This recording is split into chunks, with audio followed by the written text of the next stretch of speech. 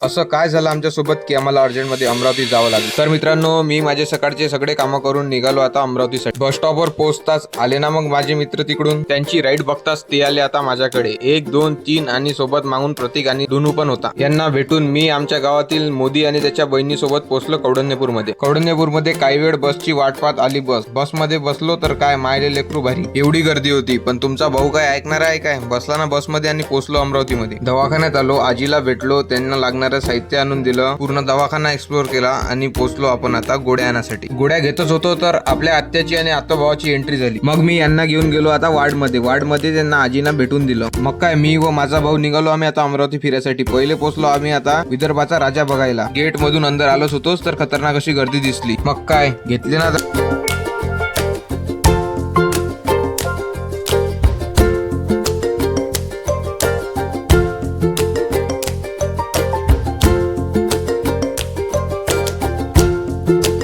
दर्शन घेतले। मग मी आणि माझा भाऊ निघालो आम्हाला सांगितलेले काम करायला। काम सांगितलं होतं आम्हाला मेडिकल मधून गोळ्या आणायचं, पण काय आज होता रविवार असल्यामुळे संपूर्ण मेडिकल बंद होते। मग काय आम्ही पायदळ पूर्ण एक्सप्लोर करत पोहोचलो आम्ही राजकमल चौकात। मग काय मार्केटमध्ये नवरात्रीसाठी आले होते ड्रेस बघून आम्ही निघालो आता लस्सी प्यायला। सर्वांनी आईस्क्रीम लस्सी ऑर्डर केली, लस्सी पिलो और निघालो आम्ही आमच्या घराकडे। तर तुम्हाला पण असेच मिनी ब्लॉग बघायचे असेल तर आपल्या चॅनलला सबस्क्राईब व इंस्टाग्राम पेजला फॉलो करून घ्या। धन्यवाद।